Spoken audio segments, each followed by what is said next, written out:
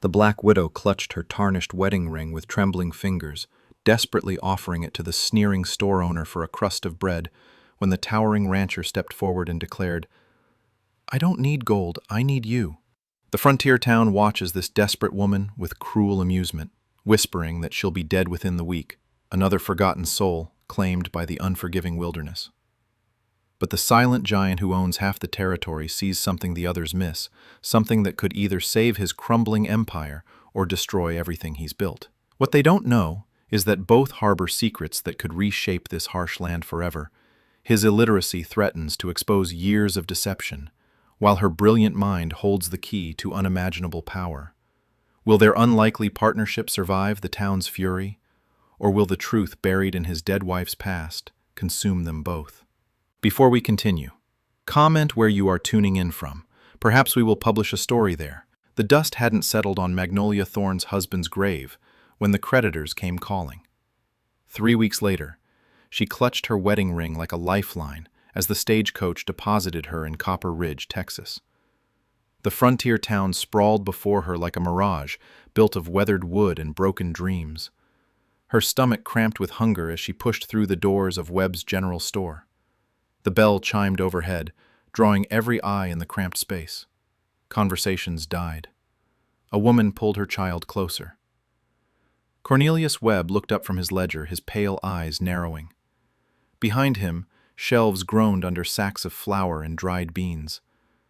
The smell of fresh bread made Magnolia's mouth water. She approached the counter on unsteady legs. Her fingers worked the ring loose from her thin finger.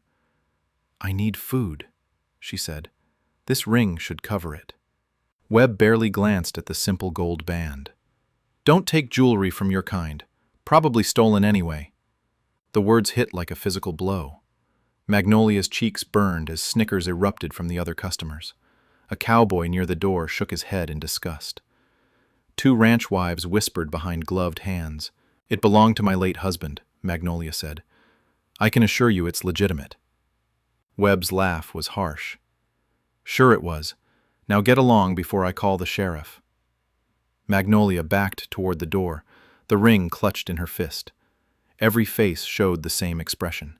Contempt mixed with cruel amusement. She was entertainment to them, a spectacle. Outside, the November wind cut through her thin dress. She had maybe 2 days before hunger claimed her completely. The thought should have terrified her, but exhaustion had worn away even fear. Reverend Samuel Hayes found her that evening behind his small church. The elderly man's kind eyes took in her condition without judgment. "Come inside, child. At least for tonight." He offered her a blanket and weak soup. She wanted to refuse, but pride was a luxury she couldn't afford.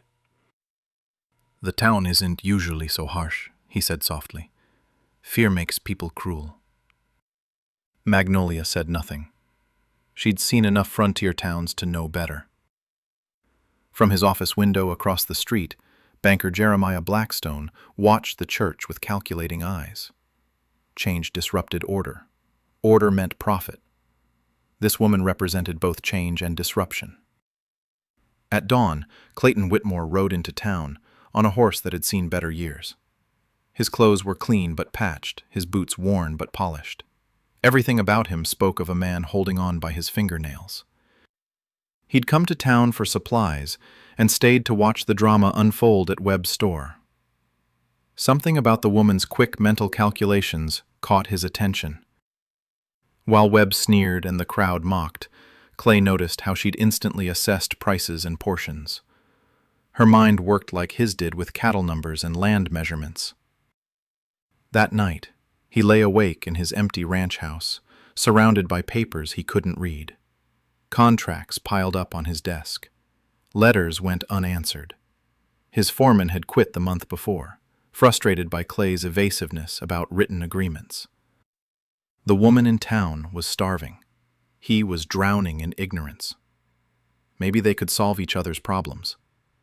The next morning brought frost and desperation in equal measure. Magnolia returned to Webb's store with her ring. The same faces watched with the same cruel anticipation. "Please," she said, "just some bread." Webb's smile was predatory. "Told you yesterday. No jewelry from your kind." The crowd pressed closer, sensing blood in the water. A few laughed outright. Others shook their heads in false pity. That's when Clayton Whitmore stepped from the shadows near the pickle barrels. 6 feet of lean muscle and weathered determination. The crowd parted before him like wheat before wind. He studied Magnolia with eyes the color of winter sky. She lifted her chin, meeting his gaze despite her desperation. "I don't need gold," he said, his voice carrying across the suddenly silent store. "I need you." The words hung in the air like smoke from a gunshot. Webb's mouth fell open. The crowd erupted in whispers. Clay ignored them all. His attention remained fixed on Magnolia. "Room, board, and wages," he continued, "in exchange for managing my household and helping with ranch business." Magnolia's mind raced. This could be salvation, or something worse, but starvation was a certainty, and certainty was the one thing she couldn't afford. "What kind of help?" she asked. "The kind that requires a sharp mind and steady hands." Their eyes locked across the store. An understanding passed between them, wordless but complete. "I accept," she said. Clay nodded once. He moved to Webb's counter and placed coins on the scarred wood. "The lady needs supplies," he said, the doorway, his expensive suit marking him as surely as a brand marked cattle. "Interesting development, Whitmore," Blackstone said. "I hope you know what you're doing." Clay's jaw tightened. Always do. But as he helped load supplies into his wagon, doubt gnawed at him. He was gambling everything on a stranger's intelligence and his own desperate need. Magnolia climbed onto the wagon seat beside him, her few possessions clutched in a worn carpet bag. The town watched them leave with fascination and disgust. Neither Clay nor Magnolia looked back. The die was cast. Now they would discover whether they'd chosen salvation or ruin. The wagon wheels turned toward an uncertain future, carrying 2 souls bound by necessity and hope. Clay's ranch house stood like a monument to contradictions. Fine furniture sat beneath layers of dust. Books filled shelves but showed no signs of being opened. Papers scattered across every surface like fallen leaves. Magnolia followed Clay through rooms that whispered of abandonment. A woman's touch lingered in the careful placement of china and the faded curtains, but neglect had crept in, like rot. "Your wife had excellent taste," Magnolia observed. Clay's shoulders stiffened. "Eleanor passed 2 years ago." The pain in his voice was fresh as an open wound. Magnolia said nothing more. Clay showed her to a small but clean room off the kitchen. The bed was simple but sturdy. A wash basin sat on a wooden stand. Compared to sleeping behind churches, it felt like luxury. "Breakfast at dawn," he said. "We'll discuss your duties then." That night, Magnolia explored the house with careful steps. The parlor held a desk buried under correspondence. Official-looking documents bore impressive seals and important signatures, all of them untouched. In the kitchen, she found ledgers filled with numbers in a woman's careful handwriting. The entry stopped abruptly 2 years ago. Since then, only scattered notes in Clay's rough scrawl marked sporadic transactions. Dawn brought the smell of burnt coffee and charred bacon. Clay stood over the stove like a man fighting a losing war. "Let me," Magnolia said. She salvaged what she could and started fresh. Soon, proper breakfast filled their plates. Clay ate in silence, stealing glances at the pile of papers nearby. His jaw worked as if chewing something bitter. "Those documents look important," Magnolia said carefully.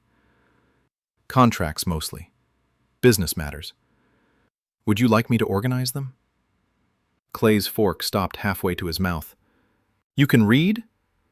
The question held no mockery, only cautious hope. "My husband taught me. I helped him with his carpentry business." Clay set down his fork. Something shifted in his expression, fear mixed with desperate need. "There's a letter from the cattle buyers," he said slowly. "Came yesterday. I haven't looked at it yet." Magnolia waited. The silence stretched between them like a taut rope. "Read it. Can't read any of it." The admission cost him. his hands clenched into fists on the table. Magnolia felt pieces clicking together, the scattered papers, the avoided contracts, the way he'd watched her calculate prices in Webb's store. "You hired me for my mind, not my housekeeping," she said. Clay nodded. "Figured maybe we could help each other." He retrieved the letter with the reluctance of a man approaching a rattlesnake. Magnolia opened it carefully. "They're offering $12 a head for your cattle," she said. "Delivery next month." "That's good money." "It's terrible money. Market price in Kansas City is running $18 minimum." Clay's eyes widened. "How do you know that?" "I read the agricultural reports in yesterday's newspaper at the general store." Magnolia studied the contract terms. "They're also requiring you to cover all shipping costs. That drops your profit to maybe $8 per head." The numbers hit Clay like physical blows. He'd been considering the offer as salvation. "My husband couldn't read either," Magnolia continued. "I learned to spot predatory contracts early. Men assume illiteracy means stupidity. They get greedy." Clay leaned back in his chair. "What would you do?" "Reject this offer. Contact the railroad directly. Cut out the middleman entirely." "I don't know how to do that." "I do." The words hung between them like a bridge over dangerous water. "What are you proposing?" Clay asked. "Partnership. Real partnership. You handle the cattle and the land. I handle the books and contracts." Clay studied her face. "What's in it for you?" "Security, respect. A chance to use my mind for something more than survival. The town won't like it. The town doesn't have to know how our business operates." Clay walked to the window overlooking his pastures. Hundreds of cattle grazed on good grass under open sky. His life's work spread before him. "I built this place on handshake deals and my father's reputation," he said. "But the old ways are dying. Everything's contracts and paperwork now. The world changed. We can change with it." Clay turned back to face her. "You'd really do this? Risk everything on a partnership with an illiterate rancher?" "You already risked everything on a starving widow." A smile ghosted across Clay's weathered features. "I suppose I did." They shook hands across the kitchen table. The gesture felt like signing a treaty. Over the following days, their partnership took shape. Magnolia organized 2 years of neglected correspondence. She found missed opportunities and dodged disasters. Clay's instincts for cattle and land were brilliant, but his inability to navigate paperwork had cost him thousands. "Your wife kept excellent records," Magnolia said, reviewing mind-processed numbers like his processed cattle movements. Patterns emerged where he saw only chaos. Within a week, she'd negotiated 3 new contracts, recovered overpayments from suppliers, and organized a direct cattle sale that would net double the previous offer. "How did you learn all this?" Clay asked. "Necessity. My husband was skilled with his hands but struggled with numbers. I became his calculating partner." "What happened to him?" Magnolia's pen stilled. "Consumption. He hid the debt from me until the end. After the funeral, I discovered we owed more than the business was worth." Clay nodded. Loss was a language they both spoke. That evening, they sat on the porch reviewing the day's progress. Numbers filled pages in Magnolia's neat handwriting. For the first time in years, Clay understood exactly where his business stood. "This could really work," he said. "It's already working." But neither mentioned the storm clouds gathering. Banker Blackstone had been asking questions around town. Gossip spread like wildfire about the unusual arrangement at the Whitmore Ranch. Change always came with a price. Soon they would discover just how much this particular change would cost them both. 3 weeks into their partnership, Clay's ranch hummed with efficiency. Magnolia had reorganized the feed schedules, optimized grazing rotations, and secured contracts that doubled their profit margins. The transformation was remarkable and impossible to hide. At the weekly cattle auction, Other ranchers noticed Clay's newfound confidence. He spoke with authority about market prices and shipping routes. Questions that once made him sweat now rolled off his tongue with practiced ease. "Whitmore's gotten mighty smart all of a sudden," muttered Jake Morrison, whose own ranch struggled with mounting debts. "Smart or getting help from that woman," replied Tom Bradley, spitting tobacco juice into the dust. The whispers followed Clay like shadows. In Webb's general store, conversations died when he entered. At the saloon, men studied their drinks when he passed. Banker Blackstone watched it all from his office window. Success bred enemies, especially when it came too fast and from unexpected sources. Back at the ranch, Magnolia sorted through Eleanor's personal effects, searching for important documents Clay might have missed. Most items were typical of a rancher's wife: recipes, letters from distant relatives, pressed flowers from the garden. Then she found the hidden compartment in Eleanor's writing desk. Inside lay correspondence, unlike anything else in the house. Letters bearing postmarks from Boston, Philadelphia, and Washington. The paper was expensive, the handwriting educated. One envelope still bore Eleanor's maiden name, Eleanor Blackwood. Magnolia opened the most recent letter carefully. The date showed 3 months before Eleanor's death. "My dear Eleanor," it began, "your reports on Confederate sympathizers in your region have proven invaluable. The information about supply routes and financing has reached the highest levels of government." Magnolia's hands trembled. Eleanor had been a Union spy. She read further: names, dates, transactions. Eleanor had documented a network of Confederate supporters long after the war's end. Men who sold supplies to both sides, profiting from prolonged conflict. One name appeared repeatedly: Jeremiah Blackstone. The letters painted a picture of systematic corruption. Blackstone had used his position to funnel money and supplies to Confederate forces while publicly supporting the Union. After the war, he'd used his profits to buy up land and establish his banking empire. Eleanor had been gathering evidence for a federal investigation when she died. The circumstances of her death, previously attributed to a riding accident, suddenly seemed far more sinister.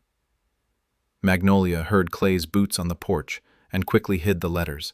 This information was dangerous. It could destroy Blackstone, but it could also get them both killed. That evening, Clay taught her to read cattle brands while she helped him practice basic letters. Their partnership had evolved into something deeper than business. Trust grew between them like carefully tended seeds. "You're a natural teacher," Clay said, forming words on a slate tablet. "My mother always said patience was my greatest virtue. What would she think of this arrangement?" Magnolia considered the question. "She'd say I was finally using the mind God gave me." Their quiet moment shattered when horses thundered into the yard. 3 of Blackstone's men dismounted near the porch. Their leader, a scarred man named Pike, smiled without warmth. "Evening, Whitmore. Boss wants to see you in town tomorrow." Clay stepped protectively in front of Magnolia. "What about?" "Business matters, concerning your recent activities." The threat hung unspoken in the air. Pike's eyes fixed on Magnolia with unconcealed hostility. "I'll consider it," Clay said. Pike's smile widened. "Wasn't a request." After they rode away, Clay paced the porch like a caged wolf. "Blackstone's been watching us." Magnolia touched the hidden letters in her pocket. The weight of Eleanor's secrets pressed against her conscience. "Clay, there's something I need to tell you about Eleanor." Before she could continue, more riders approached. This time, Clay's remaining ranch hands led the group. Their faces showed embarrassment mixed with determination. Foreman Bill Tucker dismounted slowly. He'd worked for Clay's father and stayed on through loyalty alone. "Sorry, Clay. We're pulling out." "What happened to loyalty, Bill?" "Loyalty. Don't put food on my table when the whole town turns against us." Tucker's voice cracked. "Blackstone's making it known that anyone working here won't find work elsewhere." The other men nodded shamefully. Good men, trapped by economic pressure. Decisions about ranch business, Tucker continued. Folk don't hold with that kind of arrangement. Clay's jaw worked silently. Magnolia stepped beside him, her chin raised defiantly. Miss Thorne is my business partner. Clay said clearly. Anyone with a problem can discuss it with me directly. Tucker shook his head sadly. That's exactly the problem, Clay. You can't see what this is doing to your reputation.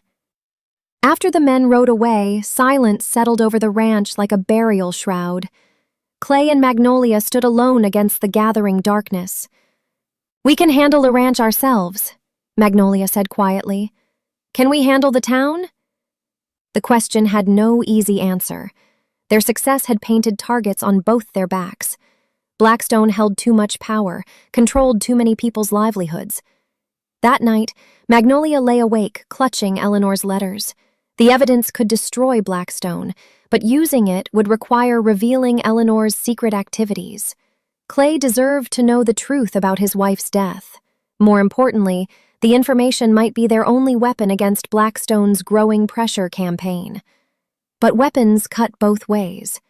Eleanor had died pursuing justice. How many others would Blackstone sacrifice to protect his empire? Outside, coyotes howled in the distance. The sound carried omens of coming storms. Change had arrived in Copper Ridge, brought by an unlikely partnership between a desperate widow and an illiterate rancher. Now they would discover whether their bond was strong enough to survive the forces arrayed against them. The letters burned against Magnolia's conscience like brands against her skin. Tomorrow would bring decisions that could reshape their lives forever, or destroy them completely. Dawn brought no relief from the weight pressing on Magnolia's chest. The letters felt like burning coals in her pocket as she prepared breakfast. Clay moved through his morning routine with mechanical precision, but tension radiated from every gesture. I need to tell you about Eleanor, Magnolia said, setting coffee before him. Clay's hands stilled on his cup. What about her? Magnolia retrieved the hidden correspondence and spread it across the kitchen table. Clay stared at the papers he couldn't read, fear and confusion warring in his expression. Your wife was working for the federal government, Magnolia began. These letters show she was investigating Confederate sympathizers who continued their activities after the war. She read selections aloud, watching Clay's face transform with each revelation. Eleanor hadn't been the simple rancher's wife he'd believed. She'd been a spy, risking everything to expose traitors and war profiteers. Blackstone, Clay whispered when she reached those sections. Eleanor documented everything. Financial records, supply routes, names of conspirators. She had enough evidence to destroy him. Clay pushed back from the table, overwhelmed. Eleanor never said anything. I thought she was just lonely, writing letters to family back east. She was protecting you. If Blackstone suspected you knew, he would have killed you both. The truth hit Clay like a physical blow. Her riding accident probably wasn't an accident at all. Clay stood and walked to Eleanor's portrait above the mantel. His wife's painted eyes seemed to hold secrets he'd never imagined. She died for this information, he said quietly. She died trying to bring justice. Now we have the chance to finish what she started. But Clay's mind was reeling. Everything he'd believed about his marriage, his wife's death, his relationship with the community, crumbled like sandcastles. Why didn't she tell me? Because you're an honest man, Clay. Honest men can't hide dangerous secrets. It shows on their faces. Clay turned back to the letters. What do we do with this? We use it to stop Blackstone before he destroys us both. Or we end up like Eleanor. The stark reality settled between them. They possessed power to topple Blackstone's empire, but wielding it could cost their lives. A knock at the door interrupted their discussion. Reverend Hayes stood on the porch, his kind face creased with worry. Might I come in? We need to talk. Clay led him to the parlor, away from the incriminating documents. The Reverend accepted coffee with shaking hands. There's going to be a town meeting tomorrow night, Hayes said. Blackstone's calling it. The topic is moral standards and proper social order. Meaning us, Magnolia said. Hayes nodded sadly. He's been working people up for weeks. Fear, gossip, economic pressure. Half the town owes him money. What's he planning? Clay asked. Public condemnation. Social exile. He wants to force you to send Miss Thorne away and sell your ranch to cover manufactured debts. Clay's hands clenched. I won't abandon her. I hoped you'd say that. Hayes leaned forward. But you should know what you're facing. Blackstone owns this town. He decides who prospers and who fails. After Hayes left, Clay and Magnolia sat in heavy silence. The town meeting would be their trial, with Blackstone as both judge and executioner. We could run, Clay said without conviction. Where? He has connections across 3 states, and running means Eleanor's murderer wins. Clay studied the letters again, though the words remained meaningless marks to him. If we use these, there's no going back. There's already no going back. That afternoon, they rode to the county seat, 20 miles east. The federal marshal's office occupied a modest building near the courthouse. Marshal Davis, a weathered man with intelligent eyes, listened to their story with growing interest. I remember reports about Confederate sympathizer networks, Davis said, grimly. We suspected something happened to her, but couldn't prove it. This evidence changes everything. What do we do? Clay asked. You go to that town meeting. Let Blackstone make his play. We'll be watching from the shadows. And if he tries to harm us? He won't. Too public. But he'll try to destroy you socially and economically first. The ride home passed in contemplative silence. Tomorrow would determine not just their fate, but Eleanor's legacy. Justice demanded courage, but courage demanded sacrifice. That evening, they prepared like soldiers before battle. Magnolia organized Eleanor's evidence into damning chronological order. Clay practiced, reading key passages until he could stumble through them if necessary. I'm scared, Magnolia admitted as darkness fell. So am I, but Eleanor faced worse odds alone. She had training, official support. She had conviction. That's what we have, too. They sat on the porch, watching stars emerge in the vast Texas sky. Tomorrow would bring revelation, confrontation, and consequences they couldn't foresee. Whatever happens, Clay said, I want you to know this partnership saved my life. Not just the business. Everything. Mine too. The admission hung between them like a prayer. 2 desperate souls had found purpose in each other's strengths. Now they would discover if that bond could withstand the storm coming with dawn. Inside the house, Eleanor's letters waited in neat stacks. Evidence of corruption, murder, and treason. Tools of justice that could either liberate or destroy them. The choice was made. Tomorrow, they would honor Eleanor's memory by finishing her mission. Or die trying. Sleep came fitfully, filled with dreams of courtrooms and gallows, of truth and consequences, of partnerships tested by fire. Morning would bring answers to questions they weren't sure they wanted to ask. But some fights chose you, whether you were ready or not. The town hall filled like a church on Judgment Day. Every seat taken, people pressed against walls, faces tight with anticipation. Blackstone had orchestrated this moment perfectly, turning neighbors into a jury ready to deliver his verdict. Clay and Magnolia entered together, heads high, despite the hostile stares. Whispers followed their progress down the center aisle. They took seats in the front row, isolated islands in a sea of condemnation. Blackstone rose from behind the makeshift podium, his expensive suit marking him as clearly as a crown. He surveyed the crowd with satisfaction before fixing his gaze on Clay and Magnolia. Friends, we gather tonight to address a moral crisis threatening our community's foundation, Blackstone began, his voice carrying theatrical weight. Recent events have challenged the proper order that keeps our town prosperous and decent. Murmurs of agreement rippled through the audience. Several people nodded vigorously.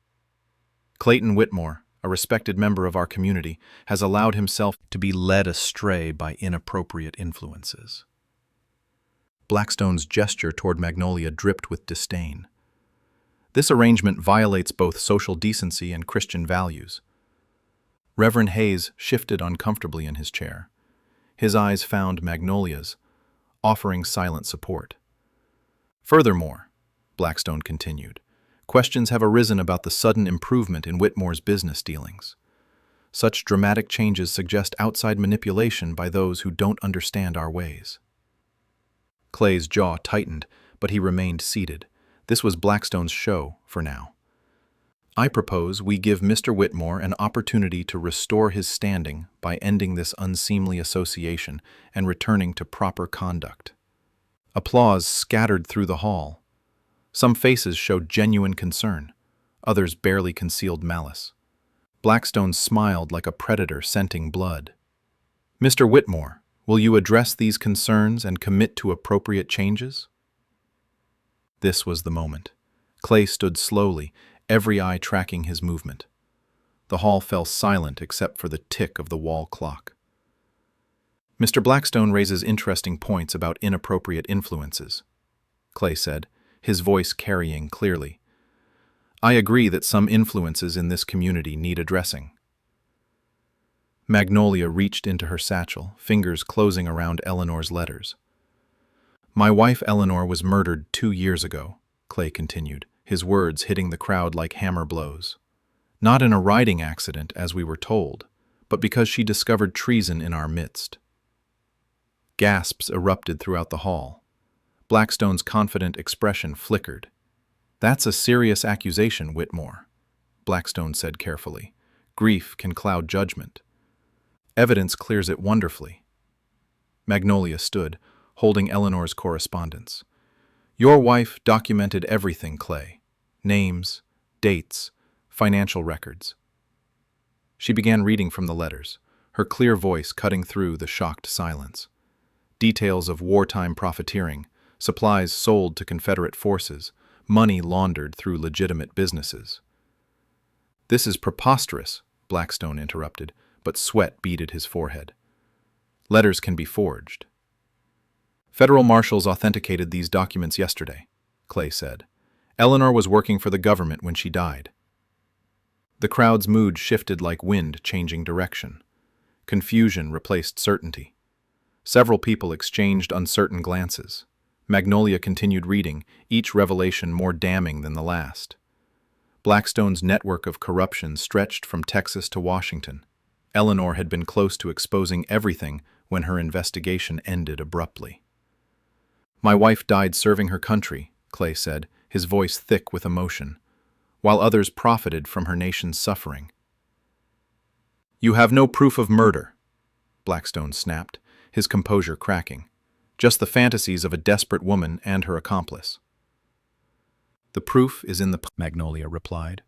Eleanor's last letter mentions planning to confront you directly. 3 days later, she was found dead.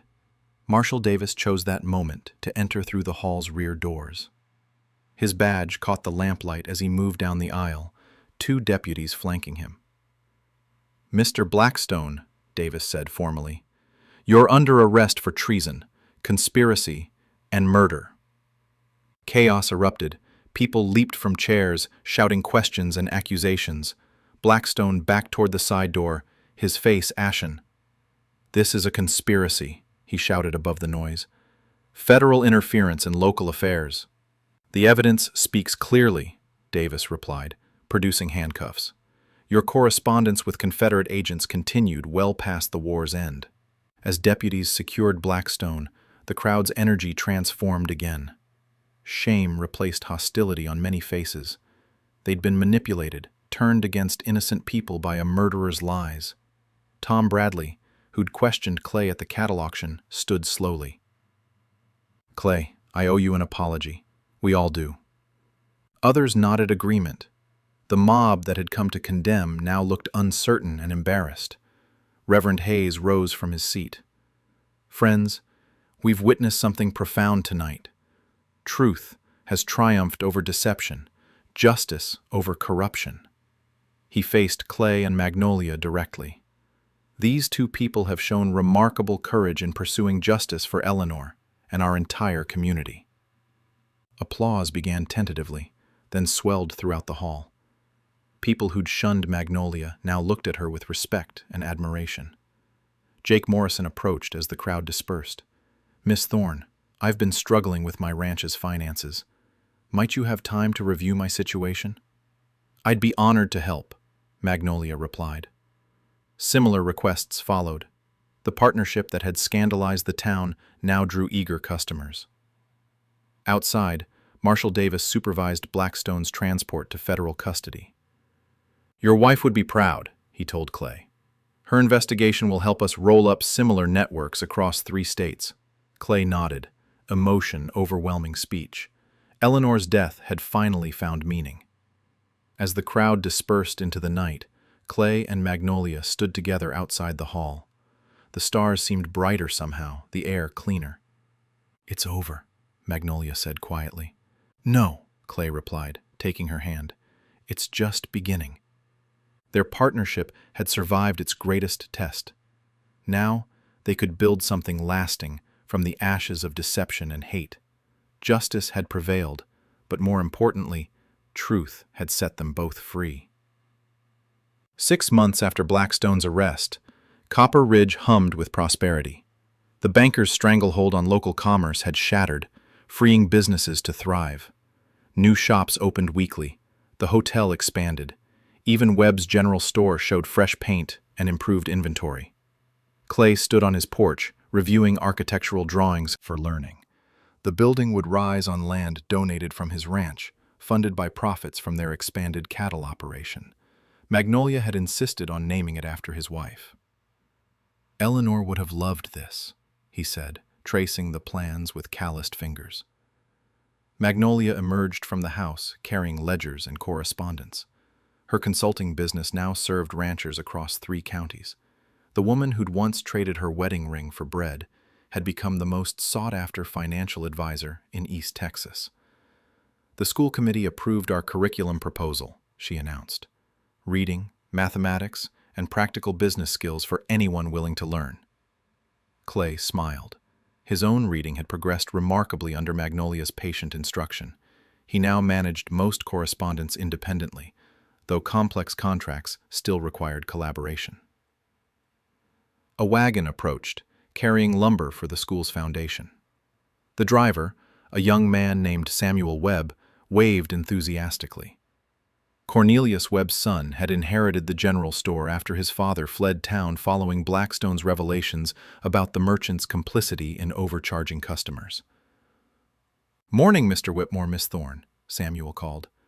"Got the finest pine boards money can buy for your school." The transformation in the Webb family exemplified the town's broader changes. Samuel had apologized publicly for his father's treatment of Magnolia, then proved his sincerity through actions rather than words. Inside the house, Magnolia's wedding ring rested in a place of honor on the mantelpiece beside Eleanor's portrait. She'd never needed to sell it, after all. Instead, it served as a reminder of how desperate circumstances could lead to unexpected salvation. Clay's ranch had tripled in size, absorbing properties abandoned when Blackstone's financial schemes collapsed.